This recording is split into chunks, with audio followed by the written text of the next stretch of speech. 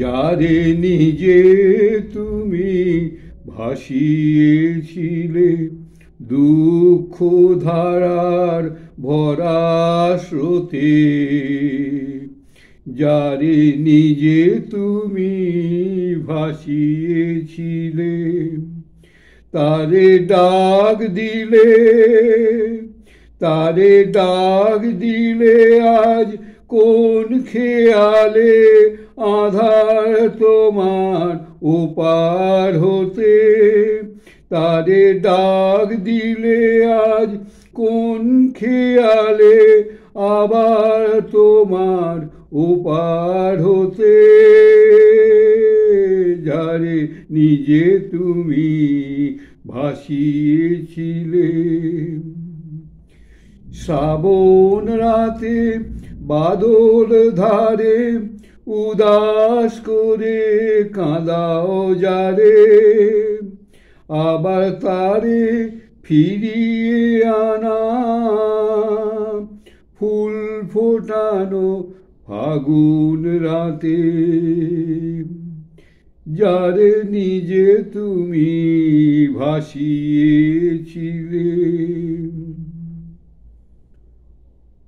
এপার হতে ওপার করে বাটে বাটে ঘোরাও মোরে, এপার হতে ওপার করে বাটে বাটে ঘোরাও মোরে, কুড়িয়ে আনা ছড়িয়ে ফেলা এই কি তোমার, এই কি তোমার একই খেলা, কুড়িয়ে আনা ছড়িয়ে ফেলা এই কি তোমার, এই কি তোমার একই খেলা, লাগাও ধাঁধা বারে বারে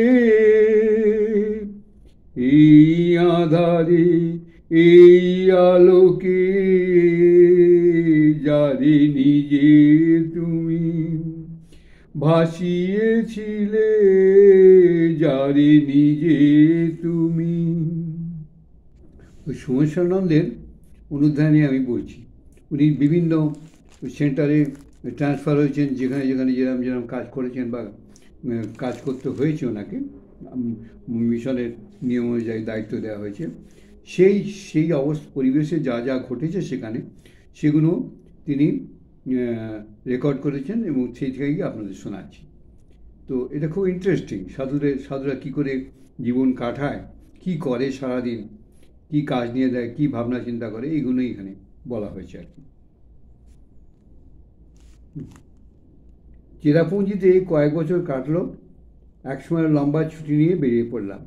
এলাহাবাদ, কানপুর, দিল্লি হয়ে চলে গেলাম রাজকোট।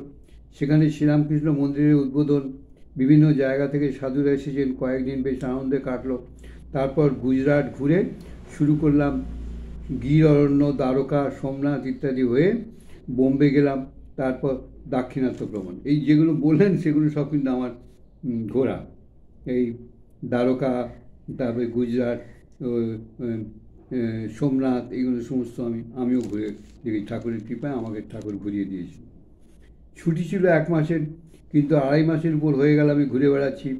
বেলমঠ থেকে টেলিগ্রাম এলো, তখন কোয়েম্বাটুরে আছি, পত্রপাঠ, মঠে ফিরে এসো নির্দেশ।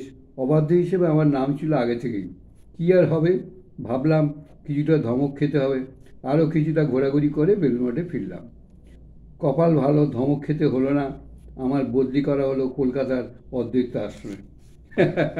জেনে শুনে জেনে শুনে অবাধ্যতা করছে, জানে মঠকে চিনে গেছে, জানে গেছে, আর মঠও তো ওর সব চরিত্রটা জেনে গেছে, অসাধু তো নয়, বাজে কাজও করবে না, বাজে এ করবে না, খেয়াল হয়েছে ঘুরতে একটু ঘুরুক। মনমতো মহারাজ স্বামী সত্যব্রতানন্দজি সেখানের ম্যানেজার, বাসুদেব, প্রমথেশানন্দ, বরুণ, ধর্মরূপানন্দ, রাধাকৃষ্ণ, আত্মারামানন্দ, অরবিন্দ, বোধ, সারানন্দ, রণেন প্রভৃতি সাধু মহারাজের সঙ্গে খুবই আনন্দে ছিলাম সেখানে কলকাতায়। বিভিন্ন আশ্রম থেকে অনেক সাধু আসতেন, দেশের বিভিন্ন প্রান্ত থেকে যারা বেলমঠে আসতেন তাদের অধিকাংশ অদ্বৈত আশ্রমও কাটিয়েছিলেন 2-1 দিন। তাছাড়া অন্যান্য আশ্রম থেকে যারা কলকাতায় আসতেন কাজে, তাদের অনেকেই এখানে এসে উঠতেন। হ্যাঁ, বেলমোড় তো অনেক দূরে, যেতে রাত্রি হয়ে যাবে, অত সন্ধে হয়ে গেলে। আর বেলমোড়ের নিয়ম হচ্ছে ওই 8টা না 8:30টার পরে বেলমোড়ে কিন্তু দরজা বন্ধ হয়ে যাবে, সাউথে আর ঢুকতে দেবে না। অর্ডার হচ্ছে তোমরা কোনো সংসারী বাড়িতে কাটাতে পারবে না, কোনো আশ্রমে গিয়ে, মঠের তো কলকাতার 2-1টা সেন্টার আছে, অদ্বৈত আশ্রম যেমন আছে, আরও গদাধর আশ্রম আছে, এবার মঠের 2-4টে সেন্টার আছে কলকাতা, কালচার ইনস্টিটিউট আছে। তো তোমরা যে কোনো একটা জায়গায় গিয়ে সেখানে তোমরা রাত কাটাতে পারো, কিন্তু কোনো গৃহীর বাড়িতে রাত কাটাতে পারবে না, এটা মঠের আদেশ, এই নিয়মেই চলে।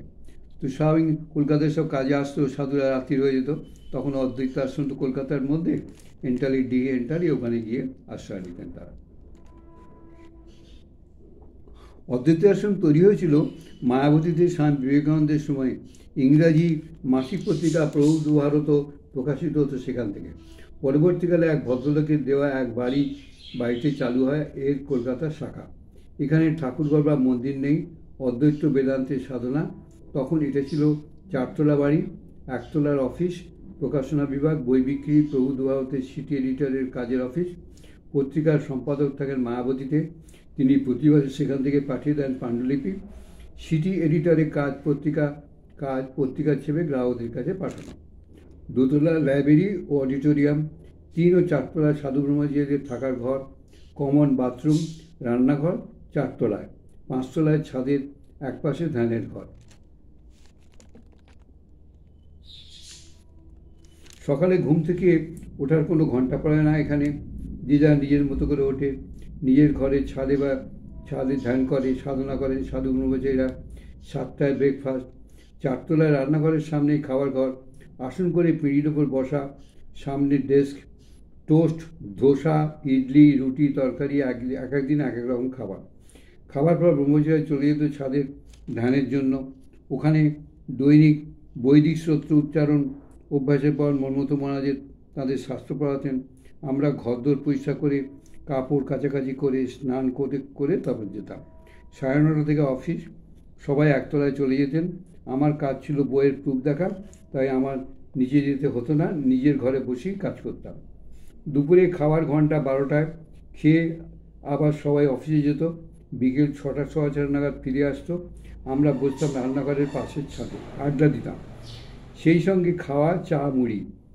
7টা নাগাদ যে যার ঘরে, জবদানের সময় 9টায় খাবার ঘন্টা। 9:30টার সময় 4তলায় কাঠের বিশাল প্ল্যাটফর্মে সবাই এসে বসতাম।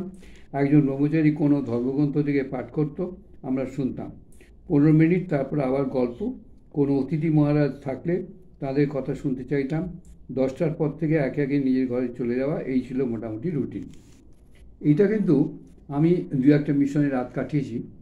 তো রাত কাটাতে দেখেছি এই সাধুরা যারা একদম মিশনে তো আমার মতন গৃহী আরও 2-1জন ভক্ত থাকেন, তো তাদের আমি বিশেষ, তারা খাওয়া দাওয়া করে নিজের ঘরে চলে যেত, কিন্তু আমি চেষ্টা করতাম যে সাধুদের সঙ্গেই সময় কাটাতে।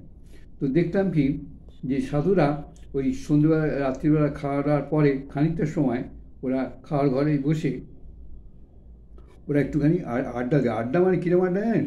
ওখানে কথা মিটে আলোচনা হবে, বা কিছু কথা মিটে পাঠ হবে, বা যেমন বলছে এখানে কোনো ধর্মগ্রন্থ পাঠ হবে, বা কোনো সাধু তাদের অনুধ্যান কিছু কথা, এইসবগুলো ঠাকুর সম্বন্ধে আলোচনা হতো। আমি সেখানে থাকতাম, শুনতাম, আর কখনো কখনো আমি নিজেও কিছু বলতাম। রাধাকৃষ্ণ, বরুণ, অরবিন্দ, রনেন তখন ব্রহ্মচারী, কিন্তু খুবই পরিণত মনের। বরুণ মহারাজ একাই সামলাতেন বইয়ের স্টকরুম এবং বিভিন্ন জায়গার বই পাঠানোর কাজ। কথায় কথায় হাসি। মিশনে যোগ দেওয়ার আগে ভালো ফুটবল প্লেয়ার ছিলেন। অন্যত্র বেড়াতে গিয়ে দেখেছি তার দক্ষতা। রাধাকৃষ্ণ মহারাজ হিসেবে বিভাগ সামলাতেন। গম্ভীর মানুষ, তবে কথা বলার সময় মুখে হাসি সবসময়। ঠান্ডা মাথার লোক, বড় বড় দায়িত্ব সামলাতে পারেন। আমি থাকতেই বদলি হয়ে চলে যান স্বামী গম্ভীরানন্দ মহারাজের প্রধান সেবক হয়ে, বইয়ের অনুবাদে মহারাজকে সাহায্য করার জন্য। অরবিন্দ মহারাজ অ্যাকাউন্টস বিভাগে আসেন রাধাকৃষ্ণ মহারাজের পর। রনেন মহারাজ প্রবুদ্ধ ভারত পত্রিকার ছাপা ও পাঠানোর দায়িত্বে ছিলেন।